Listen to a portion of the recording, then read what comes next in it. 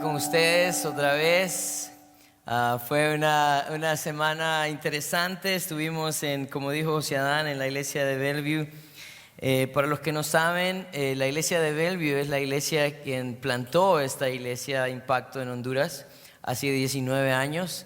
Para los que no saben quién o qué es la iglesia de Bellevue, no sé si ustedes recuerdan o han escuchado al pastor Adrián Rogers y el Amor que Vale en BBN. Él es el pastor quien estaba al frente de la iglesia y quien impulsó también la plantación de esta iglesia.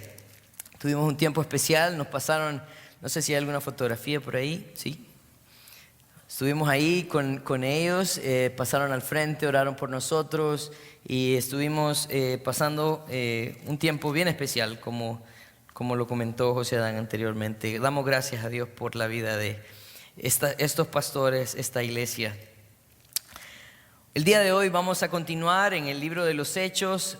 Vamos a estar en el capítulo 6, vamos a estudiar del versículo 8 al versículo 15. Y miren, hay algo bien importante en esto, porque en este momento la iglesia está creciendo. La semana pasada el pastor David hablaba acerca de la necesidad que empezó a tener la iglesia de tener personas que cuidaran de las mesas, y porque la multitud era grande. Los discípulos empezaron a crecer del Señor en ese tiempo, y hoy vamos a estudiar también el comienzo de los padecimientos en la iglesia. Esto es algo bien importante para nosotros porque, ¿saben? Muchas veces hay un mensaje que se predica que nos habla de pronto de una relación con Dios donde no hay problemas, ¿verdad? Y por lo general nosotros andamos buscando de Dios para arreglar nuestro matrimonio, para arreglar nuestra situación financiera, para arreglar a nuestros hijos. Pero definitivamente el padecimiento es algo que el Señor ha usado a través del tiempo para acercarnos más a Él y también para hacernos un testimonio al mundo. Hoy vamos a estudiar la vida de Esteban. Esteban fue un hombre que partió la historia de la iglesia, donde el crecimiento de la iglesia se ve hasta la vida de Esteban, y luego de la muerte de Esteban comienza la persecución de la iglesia. Fue la muerte de Esteban que impulsó a las personas a que salieran de Jerusalén y empezaran a testificar del Señor en Samaria, Judea y hasta lo último en la tierra. Así que tenía un propósito importante. Yo quiero que vayan conmigo a Primera de Pedro, capítulo 3, Primera de Pedro, capítulo 3, versículo 17. Y miren lo que dice Primera de Pedro en cuanto a el padecimiento. Primera de Pedro, capítulo 3, versículo 17, dice así, dice: porque mejor es que padezcáis haciendo el bien, si es la voluntad de Dios, si Dios así lo quiere, que haciendo el mal. Esteban fue la persona usada por el Señor para detonar la predicación de la palabra de Dios en otros lugares, otros países. Y sabemos que él padeció por hacer la verdad. La pregunta es: ¿está dispuesto usted a sufrir por causa de Cristo? Y esta mañana nosotros vamos a ver varios aspectos de la vida de Esteban que nos van a llevar a meditar de pronto. Y espero, eso es mi deseo, que nos lleven a meditar cómo estoy viviendo mi vida, cómo estoy siendo yo un testigo de Cristo, cómo estoy yo en realidad mostrando la obra que el Señor ha hecho en mi vida. Cuando hablamos entonces de Esteban, tenemos que empezar a hablar acerca de su vida. Y en el versículo 8 del capítulo 6 nos empieza a hablar acerca de Esteban y dice: y Esteban, lleno de gracia y de poder, hacía grandes prodigios y señales en el pueblo. Esteban era un hombre lleno de gracia y de poder. Y vamos a estudiar esta mañana acerca de la vida de Esteban. Voy a pedirles que por favor inclinen su rostro, vamos a orar. Padre, queremos en esta mañana pedirte que seas tú con nosotros. Reconocemos, Señor, que hay mucho que necesitamos aprender de Esteban. En primer lugar, ¿qué clase de persona era? ¿Cómo vivía su vida? ¿Por qué cosas Esteban se mantuvo firme? ¿Y cuál fue, Padre Santo, también las consecuencias de vivir fielmente para tu palabra? Ayúdanos a ver en él un ejemplo de vida, un ejemplo de alguien que decidió vivir para ti, siendo ejemplo de lo que tú eras también a la tierra. Gracias por tu palabra. En tu nombre santo oramos. Amén. Entonces, como les hablaba, primero vamos a hablar acerca de la vida de Esteban. Si estamos hablando de un hombre justo que vivió y marcó la historia de la iglesia, vamos a hablar en primer lugar de su vida. Algo que yo quiero que usted tenga muy en cuenta, y quiero que si tiene un lápiz puede apuntarlo en su boletín, y creo que es bueno considerarlo para nosotros. No importa cuántos años tiene usted en la iglesia, no importa cuántos años tiene usted en la iglesia, para que su ministerio sea efectivo. A veces nosotros pensamos que necesitamos pasar muchos años en la iglesia, ¿verdad?, para que nosotros podamos tener un trabajo efectivo en el mundo o en la iglesia en sí. Pero yo quiero decirles, Esteban fue alguien que no alcanzó a vivir el primer año de la iglesia. Esteban fue alguien que no alcanzó a vivir el primer año de la iglesia, pero la vida de Esteban marcó la historia de la iglesia hasta el día de hoy. Así que muchos de nosotros de pronto estamos esperando tener varios años en la iglesia para que nuestro ministerio sea efectivo. Muchas veces nosotros en la iglesia caemos en cierto conformismo y nos adecuamos a la vida que llevamos y se nos olvida el propósito por el cual el Señor nos ha llamado. Definitivamente no son los años en la iglesia lo que hacen un ministerio efectivo. Es la fidelidad de las personas a Cristo, a su palabra, la que nos lleva a tener un ministerio efectivo. Vamos a hablar entonces un poco acerca de Esteban. Miren qué pasó con Esteban. ¿Quién era Esteban? Miren en el versículo 3 del capítulo 6, cuando ellos están tratando de hacer la elección, los discípulos animan a la multitud a buscar hombres fieles. Dice: buscad pues, hermanos, de entre vosotros a 7 varones que den testimonio, de buen testimonio, llenos del Espíritu Santo y de sabiduría, a quienes encarguemos este trabajo.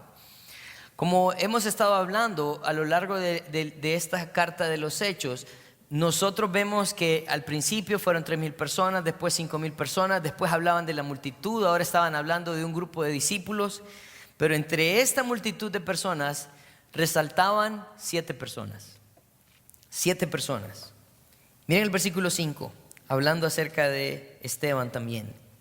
Dice: y agradó la propuesta a toda la multitud y eligieron, miren en primer lugar quién está: Esteban, varón lleno de fe y del Espíritu Santo, a Felipe, a Procoro, a Nicanor, a Timón de Parmenas y a Nicolás, prosélito de Antioquía.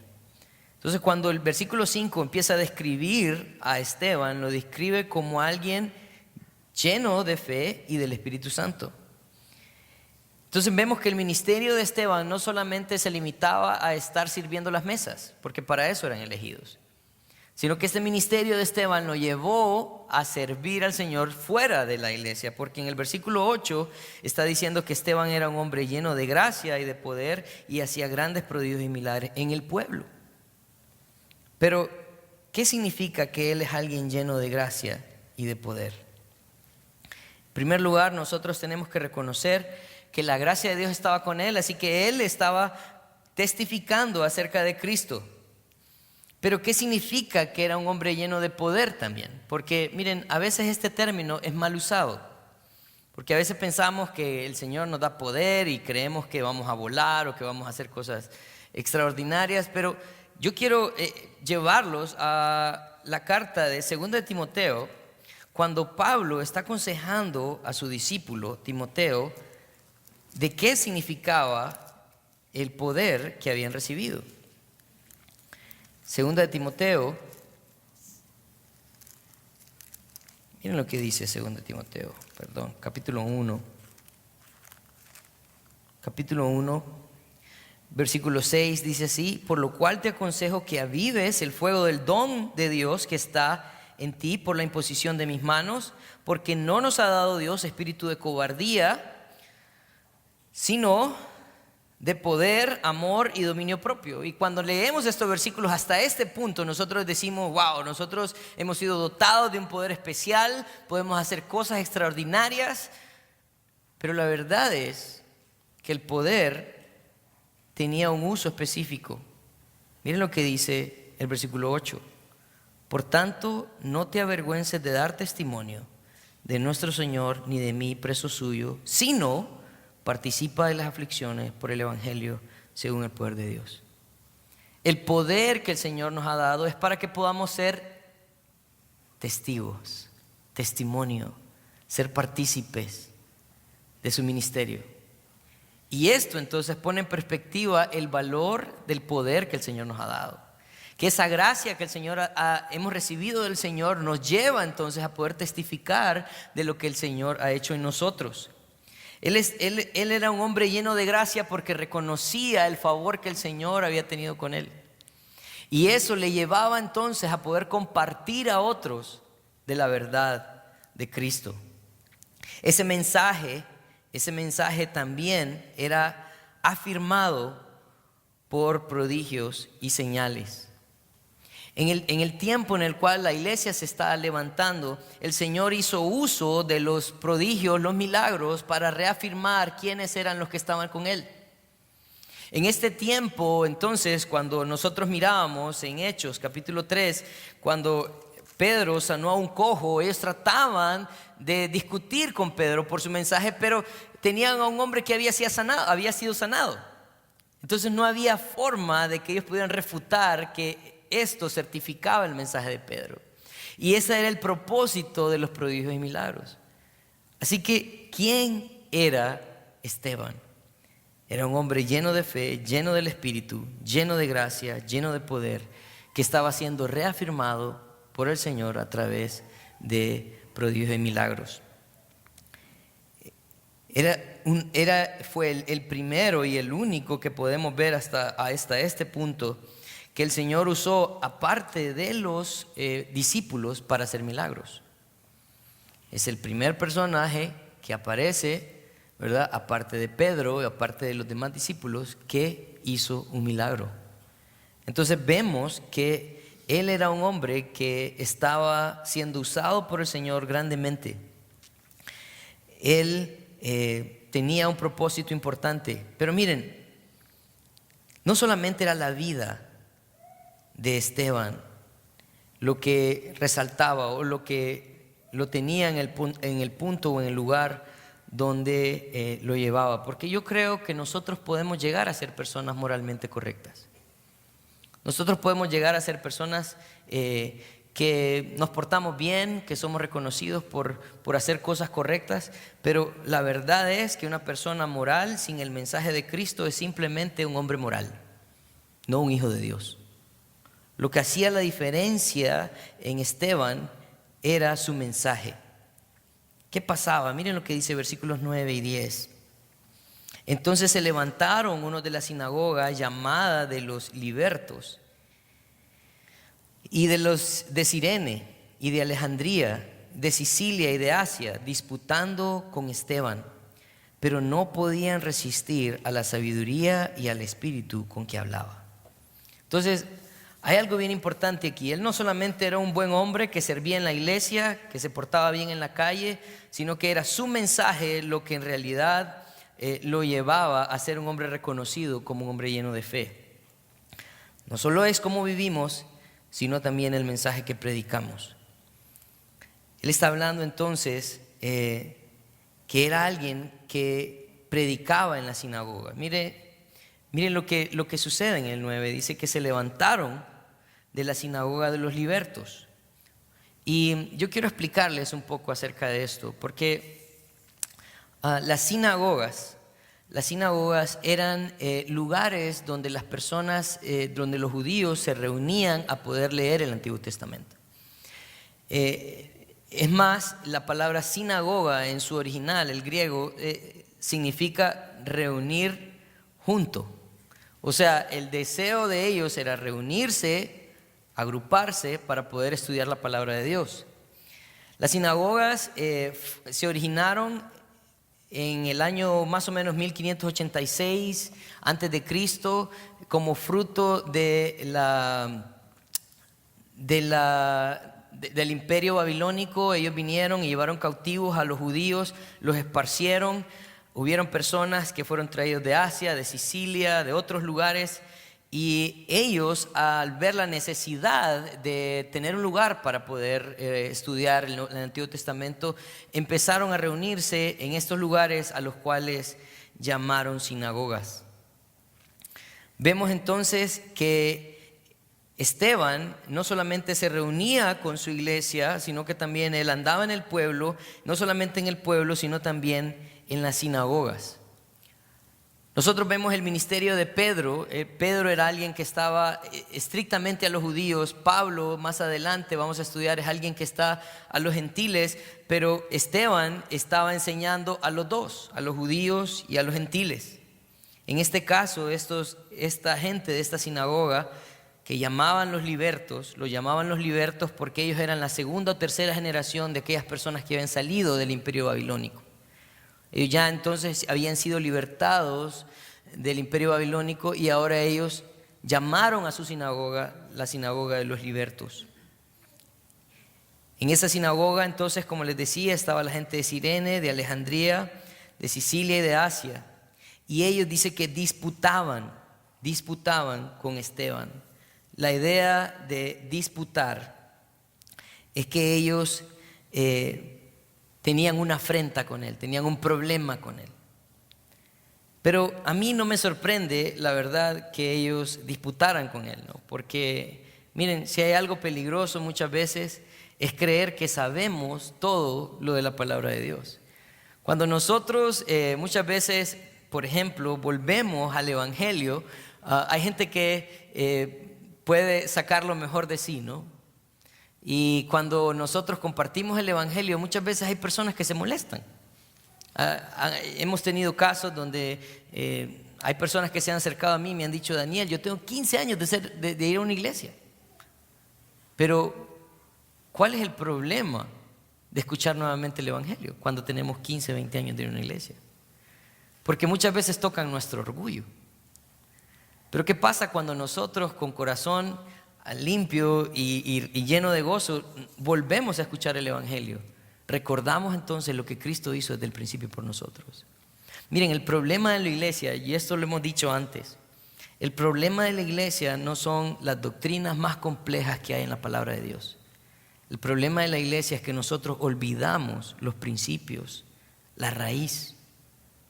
Lo que divide a las iglesias es el orgullo, la falta de perdón, la murmuración. Son cosas básicas. El problema que tenían ellos en contra de Esteban es que ellos no podían en contra de él. Ellos tenían gran afrenta, y en el versículo 6 dice que no podían resistir su sabiduría. La razón por la cual ellos no podían con Esteban es porque Esteban sabía dónde y cómo poder refutar los pensamientos que ellos tenían acerca de Jesucristo. Vamos a estudiar la vida de Esteban en dos partes. Hoy vamos a estudiar su vida y el próximo domingo vamos a estudiar su padecimiento, ¿verdad? Su juicio y su muerte. Pero miren, lo que sucedía hasta este punto es que el conocimiento que ellos tenían los había envanecido y no los llevaba a ver la verdad de quién era Jesucristo.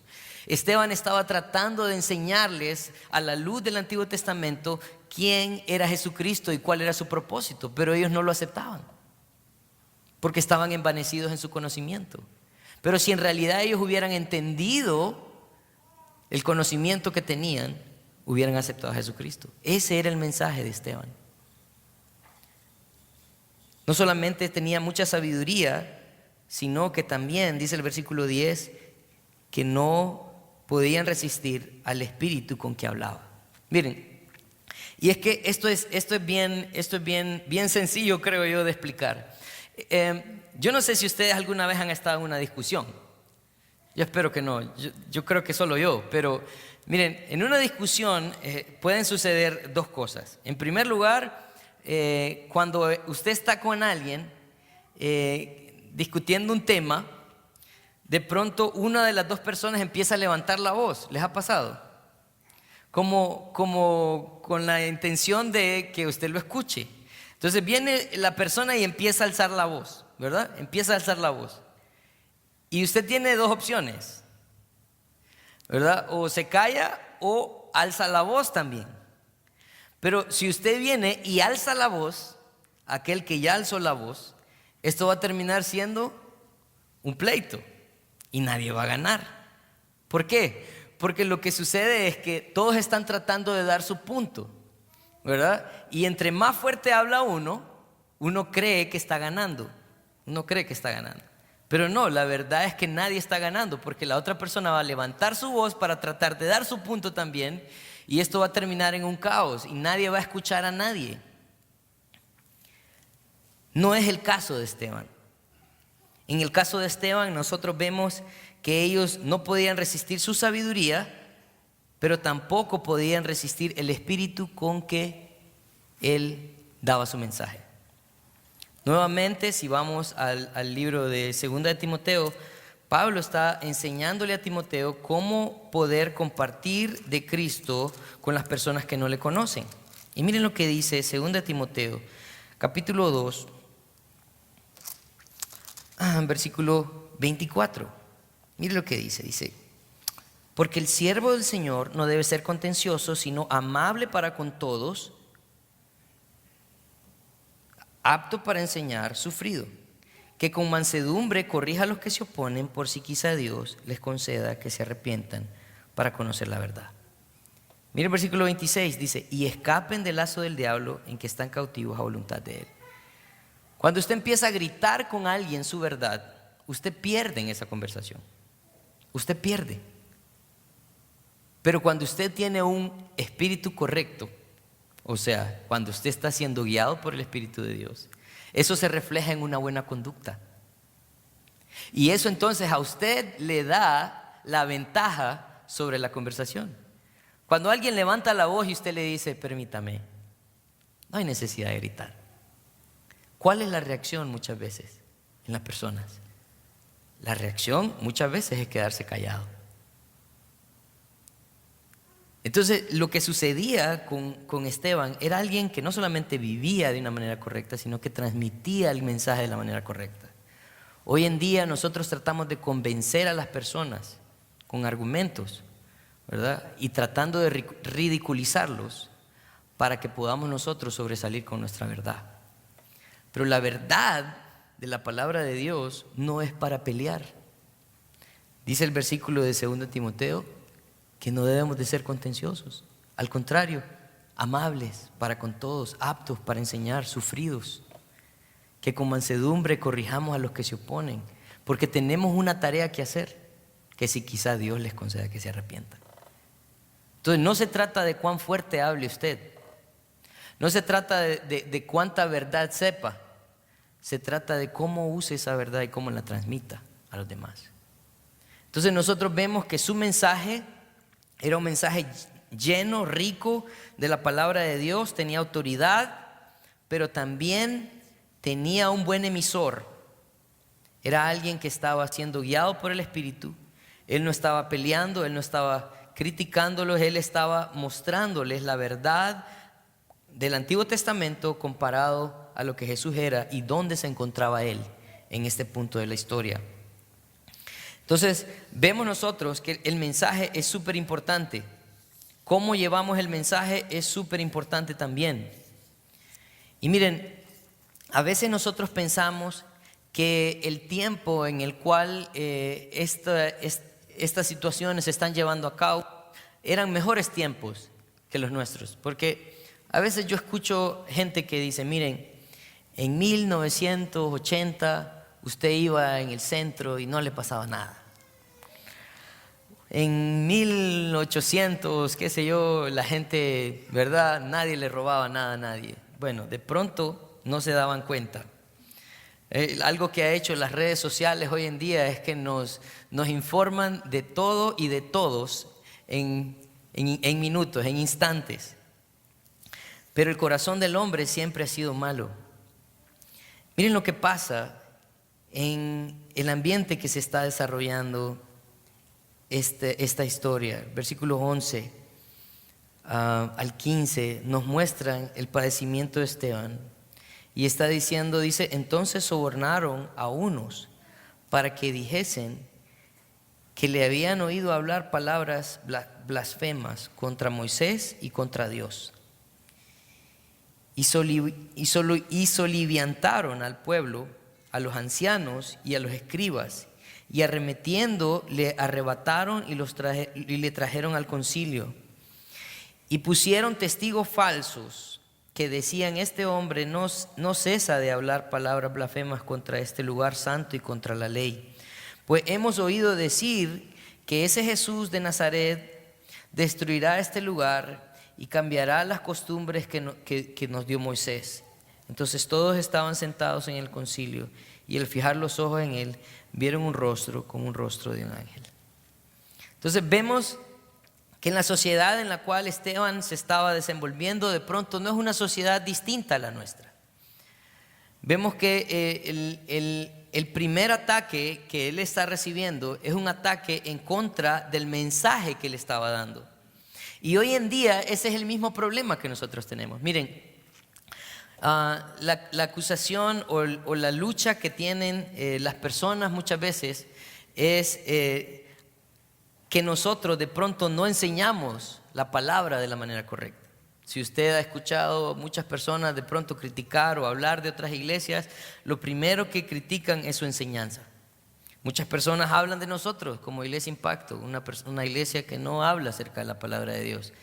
Pero lo que hay que hacer en vez de discutir con ellos es invitarlos a la iglesia para que ellos se den cuenta que el centro de nuestra predicación está en la palabra de Dios. Nuestro trabajo no es hablar mal de nadie, nuestro trabajo es poder mostrar la verdad de Cristo. Pero siempre lo primero que se va a poner en tela de duda va a ser su mensaje, el mensaje de Cristo. Pero ¿cómo lo van a hacer? Bueno, había una conspiración. Si usted ve en el versículo 11, ellos empiezan diciendo que sobornaron a unos para que dijesen que habían oído hablar a Esteban blasfemas contra Moisés y contra Dios. En el versículo 12 dice que soliviantaron al pueblo, o sea que hicieron una movilización de personas para que fueran también al concilio en contra de Esteban. Pero ¿quiénes eran los que estaban ahí? Dice que eran los ancianos y los escribas. Ellos eran los que estaban en esa multitud. Esto me hace pensar en una historia conocida. De pronto Esteban está haciendo o llevando el privilegio de compartir la misma lucha que Jesucristo tuvo. ¿Qué les parece si vamos a Mateo capítulo 26? Mateo capítulo 26, versículo 59. Dice: y los principales sacerdotes y los ancianos y todo el concilio buscaban falso testimonio contra Jesús para entregarle a la muerte, y no lo hallaron. Aunque muchos testigos falsos se presentaban, pero al fin vinieron 2 testigos falsos. Versículo 61 dice que dijeron: este dijo, puedo derribar el templo de Dios y en 3 días reedificarlo. ¿Les parece a ustedes que hay alguna similitud entre la lucha que tiene Esteban y la lucha que tuvo Jesús? Era lo mismo. La gente estaba en contra del mensaje de Jesús. ¿Saben por qué la gente está en contra del mensaje de Jesús? Porque el mensaje de Jesús revela que nosotros somos pecadores. Revela que nuestra moralidad no es suficiente. Revela que usted y yo necesitamos de un Salvador. Revela que usted y yo somos culpables de la muerte de un Salvador. Y esto era lo que ellos detestaban, porque ellos como judíos se sentían como personas justas, puras, porque venían de un linaje de Abraham, cuando un linaje no era lo que salvaba, sino la convicción y la fe en la obra de Jesucristo en la cruz del Calvario. Así que su mensaje estaba siendo cuestionado. Y miren, hay algo peligroso en cuanto al mensaje, a esta acusación, porque en Levítico 24:16 había una ordenanza. En Levítico 24:16, la ordenanza que se había dado era esta, dice: y el que blasfeme en el nombre de Jehová ha de ser muerto. Toda la congregación lo apedreará, así el extranjero como el natural, si blasfemare el nombre, que muera. Esta acusación era seria. Y ellos dijeron: nosotros no podemos con su sabiduría, porque Él sabe cómo responder. Nosotros no podemos pelear con Él, porque Él tiene el espíritu correcto para llevar este mensaje. Así que lo único que podemos hacer es mentir acerca de Él. Acerca de Él. ¿Cómo? Bueno, sobornando a personas que lo acusen, movilizando a aquellos que también estaban en contra de Él. Miren el versículo 13, dice: y pusieron testigos falsos que decían: este hombre no cesa de hablar palabra blasfema contra este lugar santo y contra la ley. O sea que cada persona que acusaba a alguien necesitaba tener testigos para reafirmar esa acusación. Ellos los tenían a todos. Ellos los tenían a todos. Ellos estaban en contra de la justicia. Pero miren lo que dice el versículo 15. Entonces todos los que estaban sentados en el concilio, al fijar los ojos en él, vieron su rostro como el rostro de un ángel. Yo no sé si usted sabe, pero a veces nosotros no ocupamos decir cómo estamos para que la gente nos vea y sepa cómo estamos. El rostro de las personas dice mucho. Bueno, yo que estoy aquí al frente y puedo ver sus rostros, ¿verdad? Hay rostros que dicen mucho, ¿verdad? El rostro de usted, su rostro puede decir cuando usted tiene sueño, cuando usted está cansado, cuando usted viene enojado, cuando usted está alegre. Su rostro dice mucho su rostro. Pero dice que cuando ellos vieron el rostro de Esteban, dice que vieron un rostro como de un ángel. Yo no he visto un ángel, o sea, voy a ser bien honesto, perdónenme si los decepcioné, nunca he visto un ángel. Pero me imagino que lo que ellos están tratando de decir es que era algo sagrado, era algo santo lo que ellos estaban viendo. Si nosotros pensamos en la historia, cuando Moisés subió al monte a escribir la ley en las tablas de la ley, en Éxodo 24:29 dice que cuando él regresó, su rostro resplandecía, dice. Era un rostro resplandeciente. Pero ¿por qué resplandecía el rostro de Moisés? Porque había pasado tiempo con Dios. Mire, cuando usted pasa tiempo con Dios, se nota, se echa de ver. Y esto era lo que pasaba con Esteban. Cuando usted pasa tiempo con Dios, usted no puede esconderlo. Su rostro lo refleja. Hay personas que uno las ve y uno le inspiran a uno confianza. Pero hay personas que uno las ve y uno de pronto no se quiere acercar. Hubo alguien que le dijo a un pastor una vez: pastor, pero a Dios no le importa lo externo, a Él le importa lo interno, ¿verdad? Eso es lo que a Dios le interesa, ¿verdad? Porque la verdad es que al final es mi relación con Dios lo que hay adentro, ¿no? Y el pastor le respondió y le dijo: cuando usted va al súper y va a comprar un banano, un mínimo, ¿es importante lo externo? Honestamente, cuando usted va al supermercado y va a comprar una fruta, ¿le importa lo que ve? ¿Sí o no? ¿Sí? ¿No? Definitivamente que sí. Saben, cuando nosotros tenemos una relación con Dios, eso se muestra.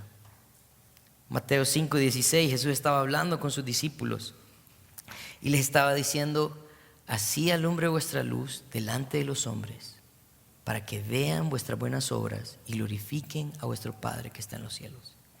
La forma en la que nosotros vivimos, la forma en que nosotros nos conducimos, en la forma en que las personas nos ven, son un reflejo de lo que Cristo ha hecho en nosotros. Yo quiero terminar esta parte con unas conclusiones, y Quiero que meditemos un poco en esto. Dice, la vida de los discípulos de Cristo marca una diferencia en cada lugar porque son lo más cercano que la gente tendrá de ver a Cristo en la tierra. Piénselo. Usted y yo vamos a ser lo más cercano que la gente va a tener de ver a Cristo en la tierra. La pregunta es, ¿cómo vamos a vivir entonces? ¿Cuál va a ser el mensaje que vamos a llevar? El mensaje de Dios siempre será un tema difícil para muchos. La razón es que revela en cada uno su condición y su necesidad de un Salvador. Hay gente que dice, Daniel, hay temas que no se deben tocar, política y religión. Yo les voy a decir algo. Si yo me deleito en la palabra de Dios, ese va a ser mi tema de conversación. Si yo vivo una vida buscando la dirección del Señor para mí, cada día, sumergido en su palabra, en oración, de eso voy a hablar.